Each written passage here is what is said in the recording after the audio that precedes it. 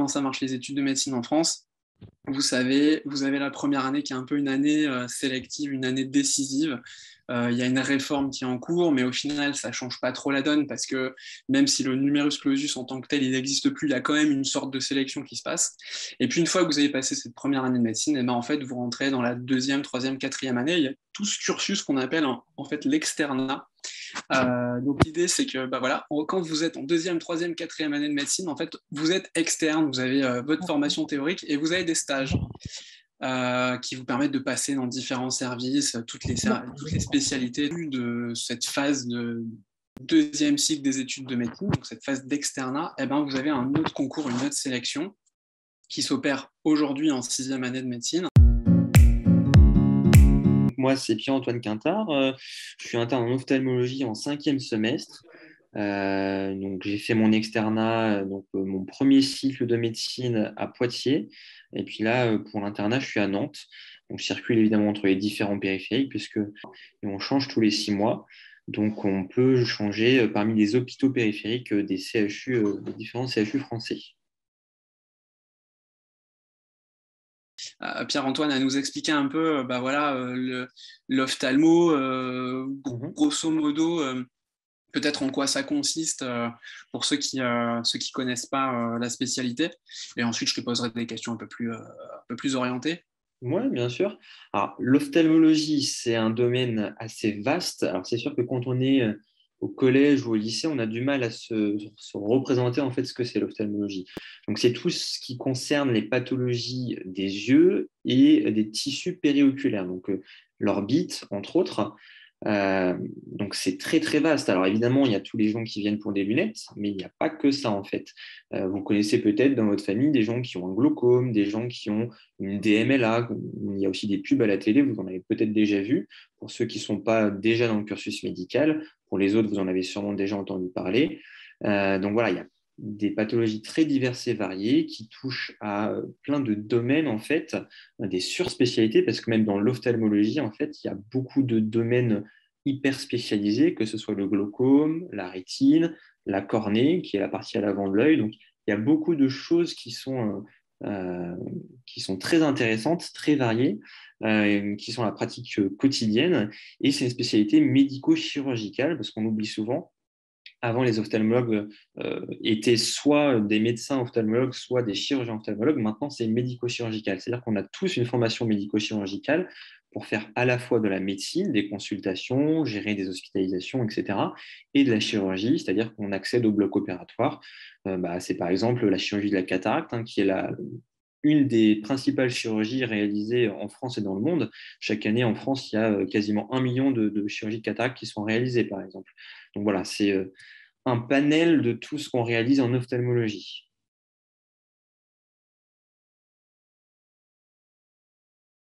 Alors, il y a beaucoup de choses. Déjà, dès le lycée, en fait, ça m'intéressait. Je trouvais ça euh, ça attisait ma curiosité, on va dire.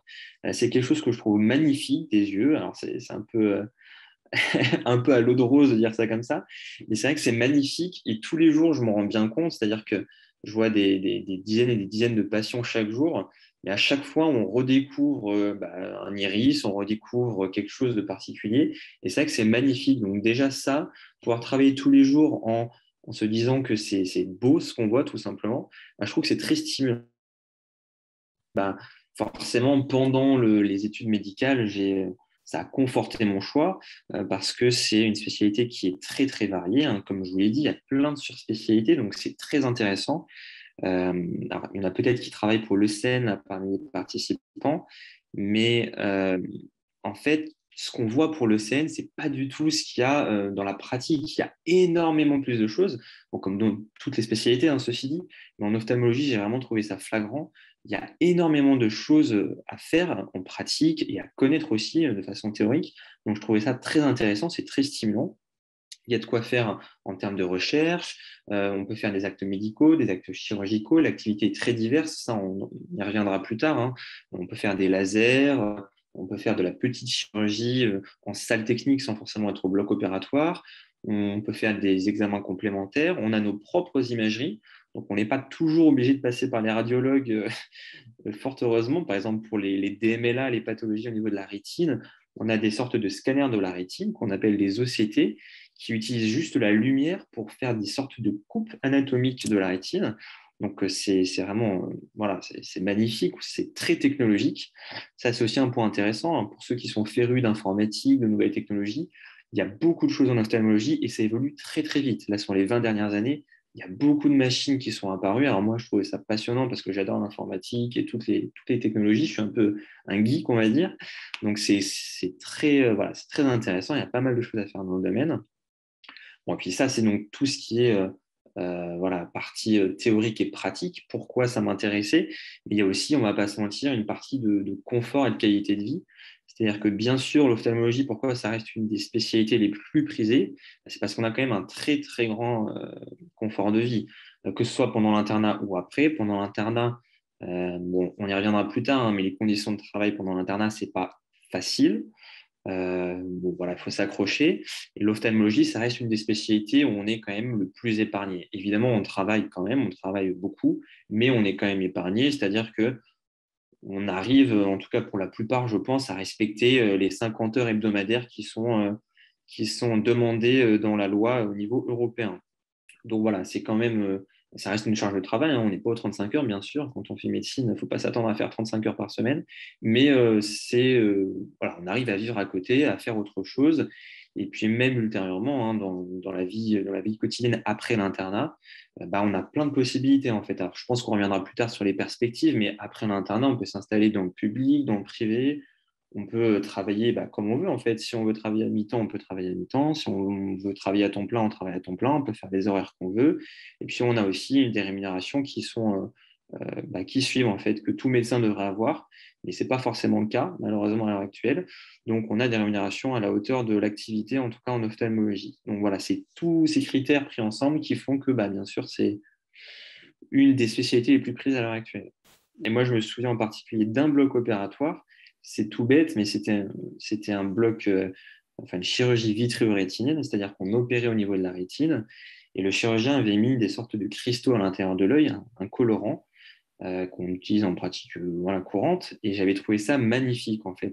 Ça brillait, c'était sublime. Je trouvais ça, ça me faisait penser à des étoiles. Et du coup, là-dessus, je me suis dit, je vais faire de la rétine. Encore plus que vouloir faire de l'ophtalmologie, je voulais déjà faire de la rétine. Donc, je savais déjà quelle surspécialité m'intéresserait le plus. Donc, voilà, c'est juste magnifique, en fait. Des questions qui arrivent un petit peu à la volée. Alors, je vais essayer de les organiser au maximum pour pas que ce soit trop répétitif pour tout le monde. Mhm. Il y a beaucoup de questions, enfin, il y a des questions sur un petit peu voilà, est-ce qu'il y a un quota ou aux ECN, en gros, la spécialité d'ophtalmologie, il y a un nombre de places limitées, évidemment. Donc, la question, c'est est-ce qu'il existe un quota, un nombre de places limitées dans le choix de la spécialité? En fait, oui, tout à fait. Donc, ça, c'est le concours tel qu'il est aujourd'hui, qui s'appelle les ECN, donc l'examen classant national. C'était l'ancien internat. Et demain, il aura un autre nom, mais il existera quand même toujours. C'est-à-dire qu'effectivement, il y a un quota dans toutes les spécialités médicales et chirurgicales. C'est défini, il y a un décret qui sort chaque année pour dire, ben voilà, il y a, alors en ophtalmologie, il y a quoi? Il y a 80 postes, 90 Non, postes? on a un peu plus. Hein. Je crois qu'il y en a 130. Alors après, ça varie selon les années, mais on est plus autour de 130.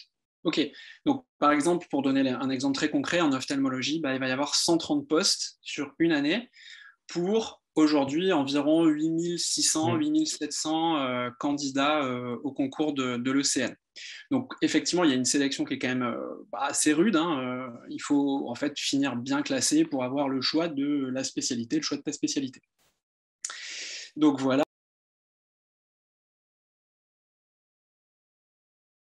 Oui, aujourd'hui, avec le concours de l'ECN, tu peux le présenter une deuxième fois si vraiment, en fait, ton premier classement ne te convient pas, tu n'as pas la spécialité de tes rêves, tu n'as pas la spécialité pour laquelle tu as bossé, et eh ben oui, tu peux le présenter une deuxième fois, évidemment. En sachant que bah, c'est comme tout concours, c'est-à-dire que tu es classé sur une année, si jamais l'année d'après tu réussis moins bien, bah, tu ne gardes pas le bénéfice de ton premier concours, hein. Tu gardes le bénéfice de l'année que tu as passée. Voilà, j'espère que c'est clair.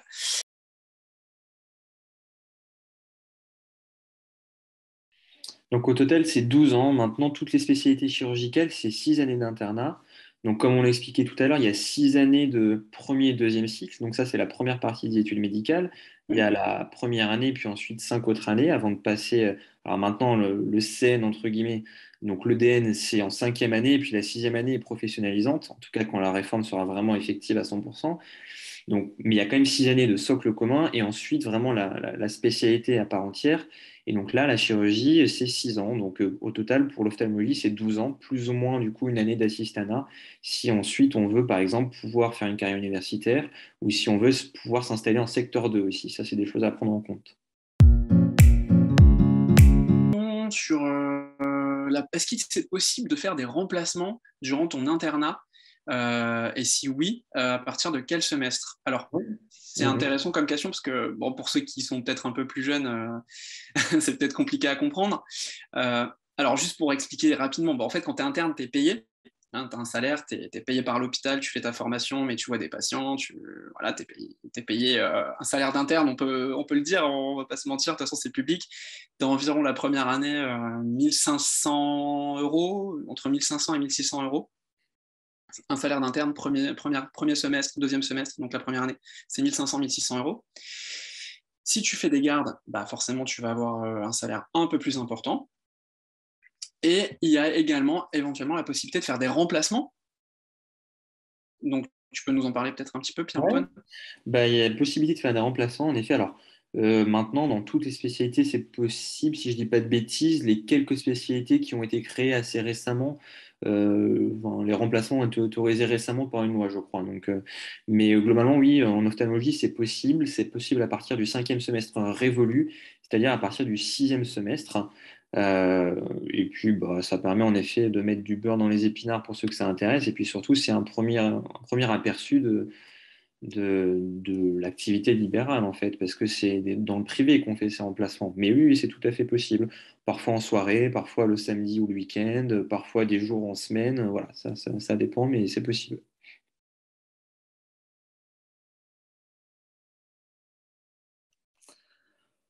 Est-ce qu'il faut être habile? Alors, c'est marrant comme question. Alors, moi, j'étais très, très maladroit hein, quand j'étais plus jeune, donc je pense pas que je me serais défini comme habile de mes doigts. Et pourtant je pense pas être catastrophique au bloc opératoire. Donc, non, non, il n'y a pas besoin d'être habile de ses doigts. Alors, évidemment, il y a toujours des gens qui seront meilleurs que d'autres et qui auront, entre guillemets, des prédispositions et qui arriveront beaucoup plus facilement. Et c'est rageant, bien sûr, pour les autres. Mais c'est comme ça, dans tous les domaines de la vie, bah, il y a des gens qui arrivent mieux pour certaines choses et puis moins bien pour d'autres. Mais après, à force de travail et puis de rigueur, il y a clairement moyen voilà, d'être plus habile, de gagner en dextérité. Et ça, je m'en fais pas. Surtout que maintenant, on a beaucoup de simulateurs pour s'entraîner chirurgicalement. Il y a beaucoup de moyens pour s'entraîner et devenir meilleur, progresser. Donc, non, non, ça, faut pas s'en faire pour ça. Ouais, c'est intéressant d'ailleurs ce que tu dis. C'est vrai que c'est pas forcément une notion à Mm. laquelle on pense. Bah voilà, c'est vrai quand on pense à un métier de médecin, de chirurgien, oui, il y a l'aspect technique, pratique, mais il faut quand même pouvoir se projeter en se disant, bah moi, est-ce que j'arriverai, je sais pas, voilà, au bloc opératoire, à manier la pince, le bistouri, la célioscopie, etc. Mais en fait, bon, c'est comme tout, hein, ça s'apprend. Faut pas forcément, enfin, faut pas se bloquer là-dessus parce que c'est vraiment pas rédhibitoire.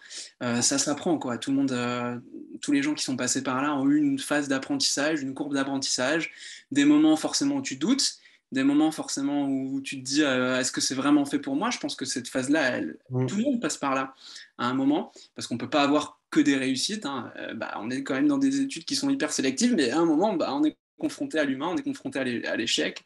Et quand même, il faut voilà, garder ça en tête que bah, c'est pas impossible, tout le monde peut y arriver, mais il faut travailler. Mm. C'est pas inné pour tout le monde, comme tu Non. dis, hein, peut-être qu'il y en a qui sont moins habiles que d'autres, mais bon, à force de travail, de répétition, de simulation, de pratique, et bah, ouais, on s'améliore quoi. Maëva qui nous demande est-ce que c'est possible d'éviter la pratique chirurgicale et de se consacrer uniquement à l'aspect médical de l'ophtalmo? Alors, pendant l'internat, de toute façon, il y aura quand même une formation médico-chirurgicale. Hein. Tu passeras forcément au bloc opératoire. Alors, tu seras au moins aide opératoire. Après, si tu ne veux pas opérer, ben voilà, libre à toi. Je pense que c'est pas mal quand même de se former un minimum. Et tu verras qu'en fait, bah, en te formant, tu auras envie de faire la chirurgie. Après, si vraiment c'est rédhibitoire et que tu ne veux pas faire de chirurgie, tu peux très bien avoir une activité uniquement médicale. Il y a des ophtalmologues médicaux qui orientent les indications chirurgicales vers des confrères. Donc, il y a aucun souci pour ça. Ouais. On fait ce qu'on veut, on est libre de son activité après. Hein. Ouais, c'est ça. Après, c'est vrai que tu te spécialises ou tu te surspécialises. Tu vas te donner un peu une orientation, comme tu disais, Mm. peut-être, je sais pas, plus glaucome, plus chirurgie de la cataracte, plus, Mm. pourquoi pas, ophtalmologiste de ville qui fait passer les examens de vue. Voilà, tu peux avoir une activité un peu plus réduite, entre guillemets. Mm. Après, ça dépend vraiment de l'envie de chacun, du choix de chacun. Ça, c'est vrai qu'on va y revenir après, on en parlera, mais il y a beaucoup de modes d'exercice, que ce soit voilà, hospitalier ou libéral, et il y a beaucoup de façons d'exercer, et j'ai presque envie de dire, en fait, bon, il y a autant de spécialistes que d'individus, il y a autant de façons d'exercer la spécialité que d'individus, en fait. Mm. Bon, c'est vrai, quasiment vrai pour toutes les spécialités médicales et chirurgicales.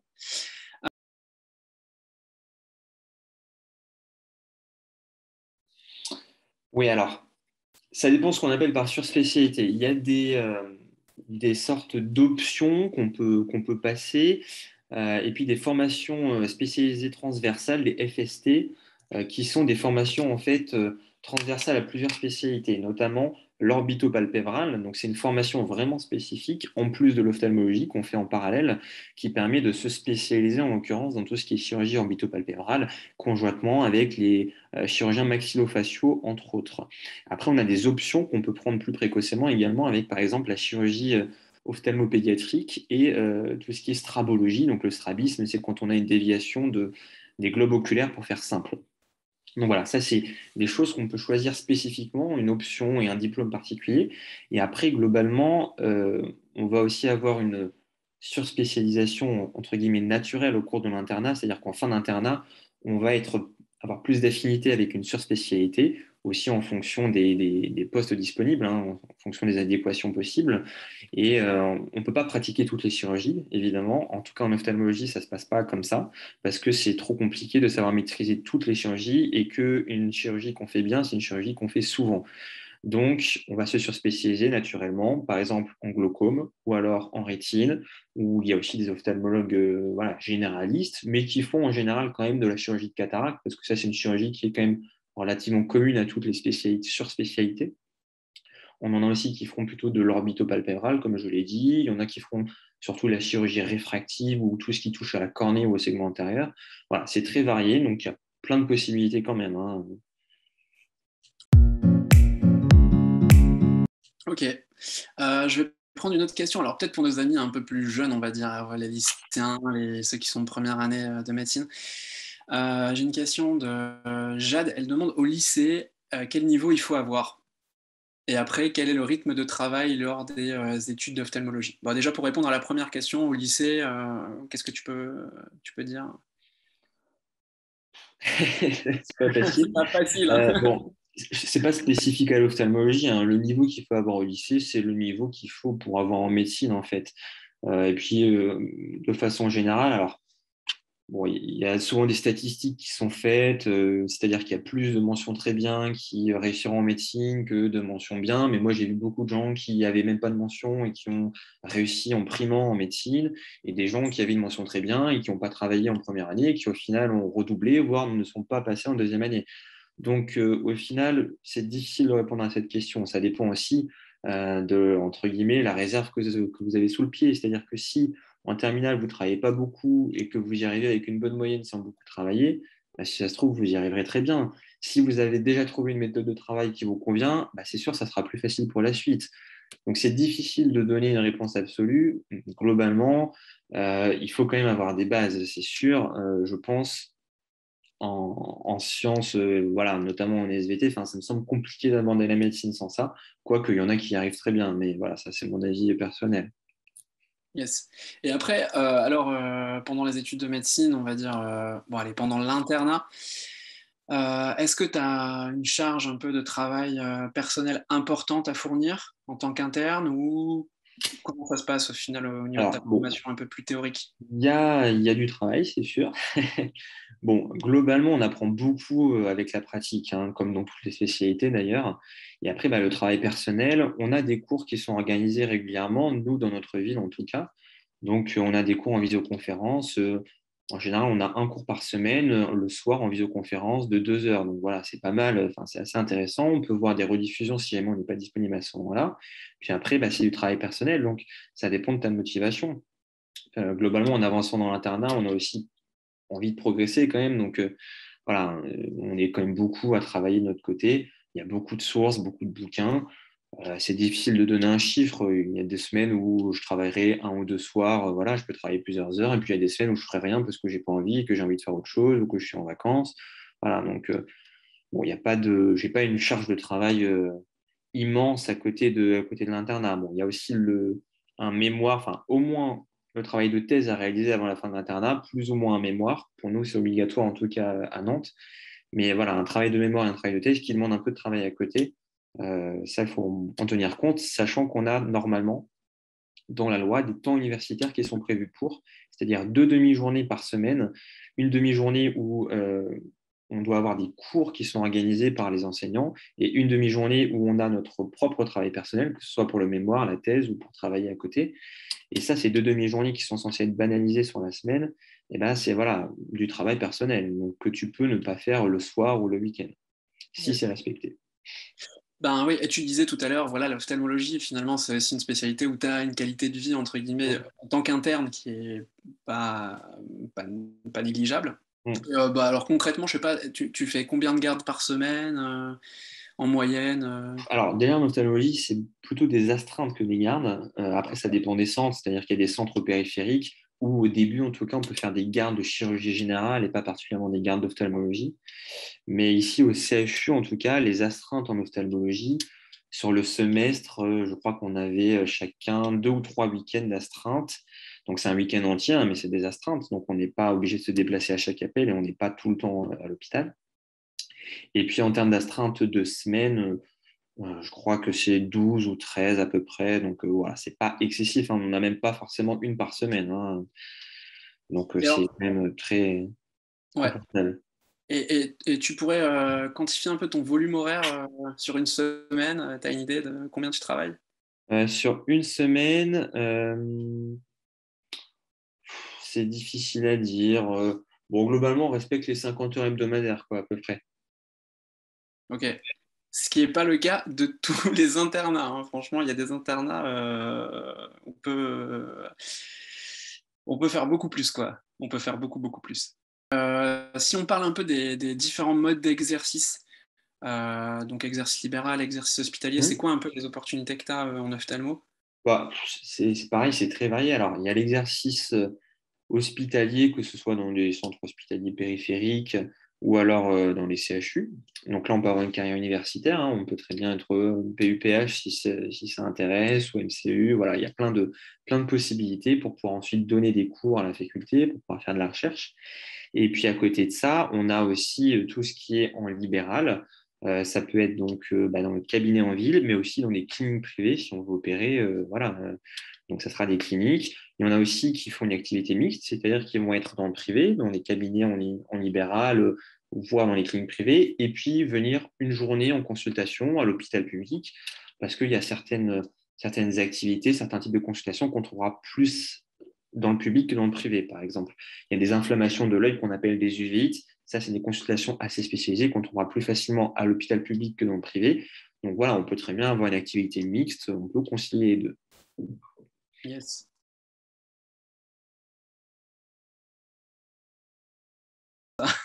Oui, c'est vrai. Bah, PUPH, c'est les professeurs. Alors, bon, il y a les praticiens hospitaliers, ça, c'est les PH. Donc, c'est des médecins qui vont avoir un statut, voilà, à l'hôpital, ils ont signé un contrat, c'est des praticiens hospitaliers, ils ont passé un concours pour. On a les professeurs universitaires qui sont des PUPH, professeurs universitaires, qui, eux, vont faire de la recherche, donner des cours dans les facultés, donc dans les facs de médecine.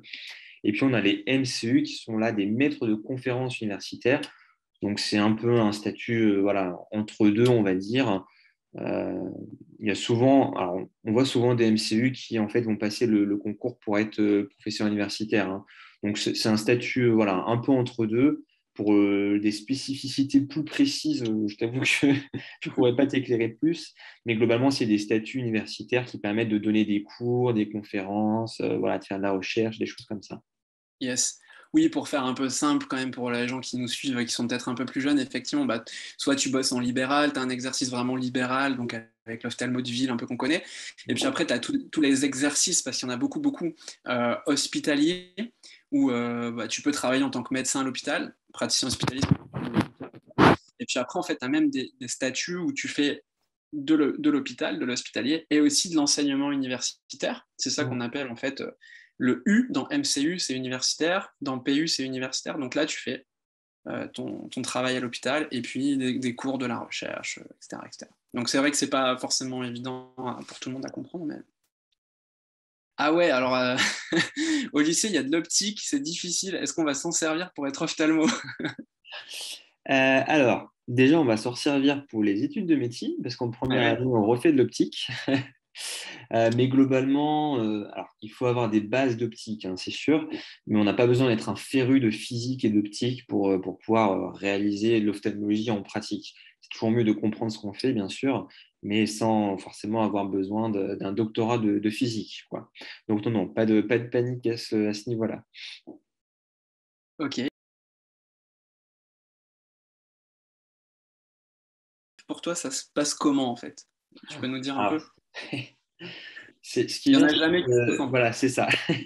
C'est qu'on n'a pas de journée type parce qu'on a une activité très très variée. Alors après, ça dépend des services parce que là, par exemple, à Saint-Nazaire, on n'a pas forcément les mêmes activités que j'ai pu avoir au Mans ou au CHU, mais globalement, c'est très variable. Euh, je peux être au bloc opératoire une demi-journée, ou je peux être une demi-journée à faire des injections intravitréennes ou des petits gestes en salle technique, c'est-à-dire des petites chirurgies qui ne nécessitent pas un accès à un bloc opératoire. Ça peut être des biopsies au niveau des paupières, ça peut être des injections dans les yeux, par exemple pour la DMLA, c'est plein de choses comme ça. Je peux faire aussi des lasers en consultation, des lasers qu'on fait sur la rétine, qu'on fait sur l'avant de l'œil. Voilà, il y a plein de lasers possibles. Puis après, j'ai des consultations, bien sûr. Donc là, c'est très variable, hein. Ça dépend des endroits, bien sûr. Ça dépend du type de consultation. Mais ça peut être.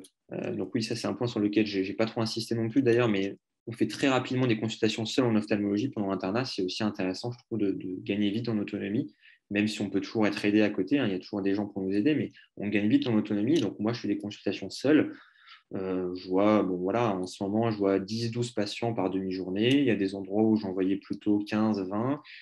Quand je suis dans le privé, j'en vois un peu plus encore, 40, parce que voilà, ça dépend aussi du type de patient, ça dépend si c'est des patients plus lourds, ça dépend si c'est un travail aidé, parce qu'en ophtalmologie, on a de la chance d'avoir un travail aidé, c'est-à-dire qu'on a des orthoptistes qui travaillent avec nous, qui peuvent nous prémâcher entre guillemets le travail, c'est-à-dire qu'ils vont faire tous les examens nécessaires, interroger le patient, faire la réfraction nécessaire pour les lunettes. Et nous, on va s'axer plutôt sur la pathologie du coup. Donc voilà, c'est globalement très très varié selon les journées, mais ça aussi entre les consultations, les blocs opératoires en général et puis les petites chirurgies, quoi, si on veut résumer. En fait, lorsqu'on est externe, est-ce que toutes les spécialités sont présentées? Est-ce que tu as l'opportunité de passer dans tous les stages pour voir toutes les spécialités? Bon, moi je peux y répondre déjà. En fait, quand tu es externe, donc voilà, ça dure en général 3 ans l'externat, et donc tu fais des stages, hein. Tu as des stages, ça dépend de ta fac, qui peuvent durer 5 semaines, 6 semaines, des fois voire plus. Donc en fait, t'imagines bien que bah, sur toute ta période de 3 ans où tu as tes stages comme ça pendant 6 semaines où tu alternes, en fait, non, tu peux pas passer sur tous les terrains de stage et voir toutes les spécialités médicales, chirurgicales. Il y en a énormément, il y a quasiment plus d'une quarantaine. Je dis pas de bêtises, Pierre-Antoine, je pense qu'il y a plus d'une quarantaine de Ah oui, spécialités. facilement, ouais. Donc en fait, tu peux pas toutes les faire, forcément, voilà, ça va être en fonction de tes affinités que tu vas choisir tes stages. Parfois même, tu ne pourras pas choisir tes stages parce qu'en fait, bah, y a beaucoup d'étudiants et des fois, il y a des tirages au sort. Les facs essaient d'ouvrir le maximum de terrains de stage, mais en fait, en pratique, bah, c'est quand même compliqué, hein, t'imagines bien. Donc non, malheureusement, tu ne peux pas passer partout. Donc, quand tu es externe, en fait, il faut que tu choisis bien tes stages pour avoir le plus grand panel Mm. de spécialités. Après, une autre question intéressante quand même de Rayman qui nous dit est-ce qu'il faut avoir une bonne base en anglais pour travailler en ophtalmo? Alors, il faut avoir des bonnes bases en anglais, malheureusement, pour ceux qui ont du mal, pour toutes les spécialités médico-chirurgicales maintenant, hein. Et puis, de toute façon, pour beaucoup de métiers, je pense que ça va devenir nécessaire, hein, parce que l'anglais devient quand même une langue au premier plan, hein, au niveau international. Donc, si vous voulez favoriser votre mobilité, si vous voulez pouvoir aller à l'étranger, ce sera quand même indispensable. Si vous voulez pouvoir travailler avec des gens à l'étranger, vous faire comprendre de gens à l'étranger, parce que malheureusement, bah, la médecine, maintenant, ça passe beaucoup par des articles scientifiques qui sont écrits en anglais, donc il faut savoir comprendre et puis parler en anglais.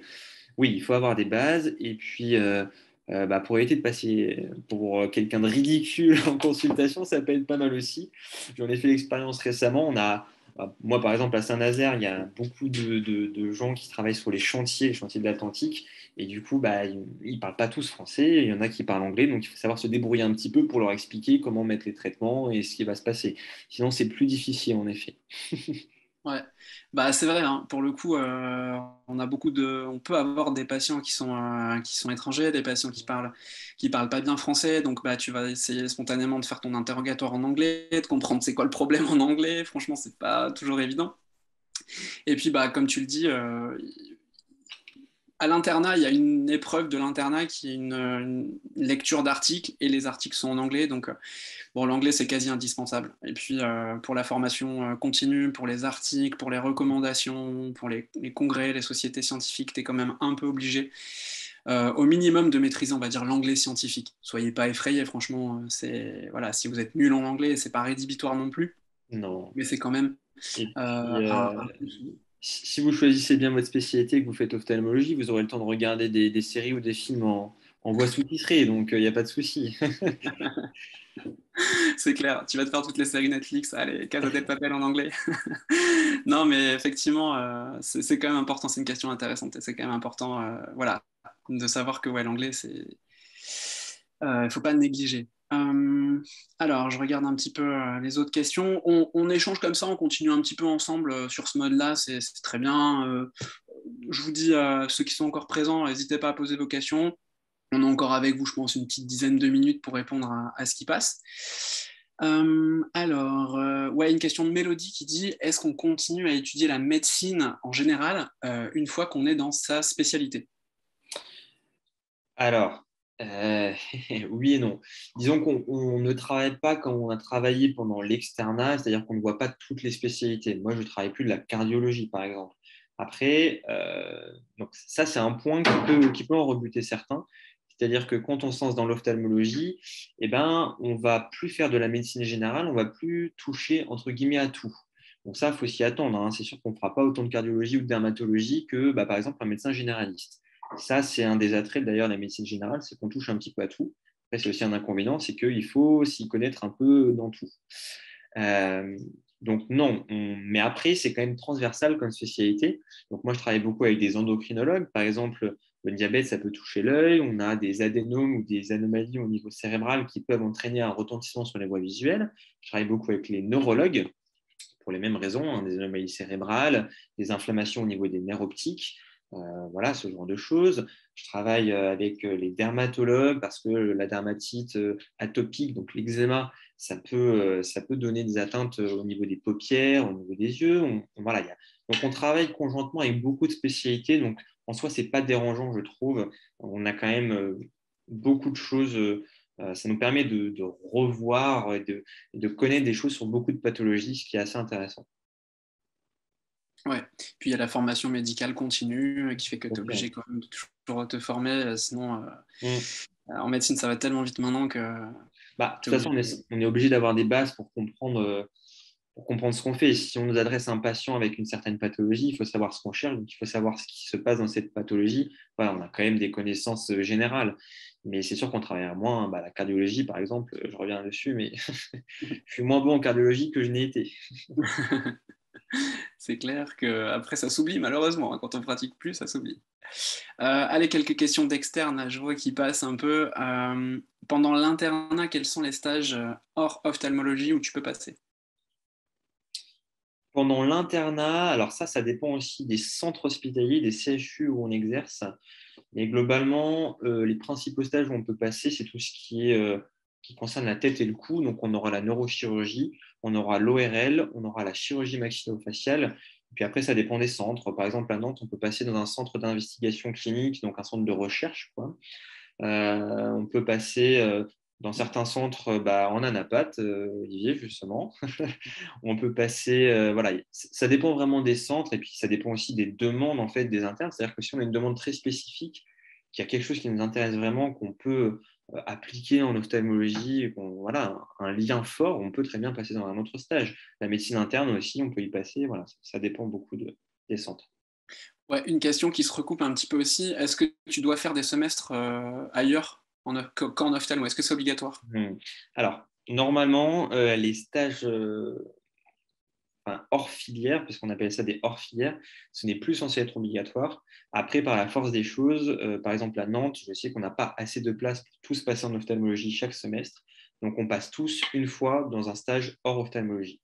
Alors, une fois, je trouve ça raisonnable, sachant que ça apprend quand même d'autres choses, ça ouvre d'autres horizons. Je pense que c'est important de voir d'autres choses pendant l'internat. Moi, je suis passé en ORL, c'est très intéressant. On a quand même des liens forts avec l'ORL. Ça forme aussi sur d'autres choses, d'autres gestes chirurgicaux, donc c'est assez important pour la pratique. Voilà. Ok. Et une question, on va dire, elle est un peu plus personnelle. Toi, est-ce que tu trouves parfois que c'est un peu répétitif comme activité? Par exemple, si tu fais beaucoup de cataractes, beaucoup de...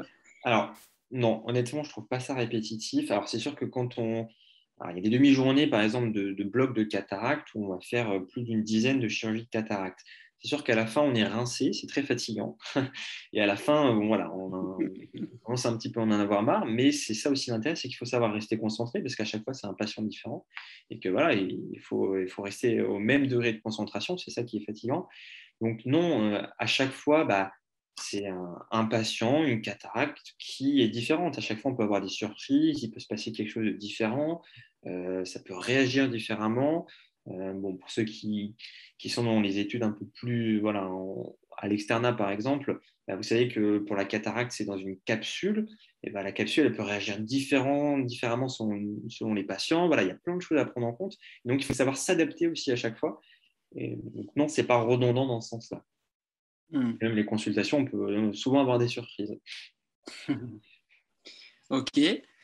Bon, on va encore rester quelques petites minutes et puis après on va vous quitter. C'est vraiment maintenant si vous voulez vraiment poser votre dernière question. Ouais, il y en a plein qui tombent. Moi j'avais une question, voilà, on va dire, toi Pierre-Antoine, c'est quoi un petit peu tes clés, on va dire, pour réussir euh, Hmm. dans la médecine et puis particulièrement en tant qu'ophtalmo? Et puis c'est quoi les conseils que tu donnerais aux étudiants qui nous suivent pour Bah, réussir? il faut rester motivé. C'est pas facile, hein. Il y a des hauts et des bas, alors que ce soit pendant la première année, pendant l'externat, pendant l'internat aussi. Il y a des hauts et des bas. Donc ça, d'ailleurs, il faut savoir en parler autour de soi, hein, parce que vous n'êtes pas sans le savoir, mais il y a quand même beaucoup de suicides, y compris pendant l'internat. Donc il faut savoir en parler. C'est normal d'avoir des difficultés de temps en temps. Tout le monde en a, hein. Donc il faut en parler autour de soi et savoir se relever. On y arrive tous, hein. Il faut un peu de temps, il faut un peu de hargne parfois. Et voilà, donc rester motivé, travailler avec régularité, je pense. Alors ça, je pense du coup surtout, voilà, premier ou deuxième cycle, hein, première année l'externat, parce que pendant l'internat, on a quand même moins la pression de travailler à côté. Mais c'est la régularité pour moi qui compte. Ça ne sert à rien de travailler un week-end entier si on ne fait rien après pendant 2 semaines.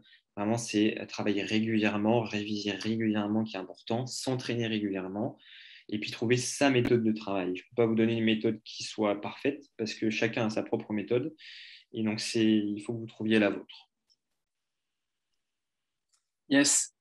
Il y a une autre question de Boniface. Est-ce que ça t'arrive régulièrement de tomber sur des patients très désagréables ou voire même mauvais avec toi? Alors, je pense que les patients sont aussi le reflet des médecins.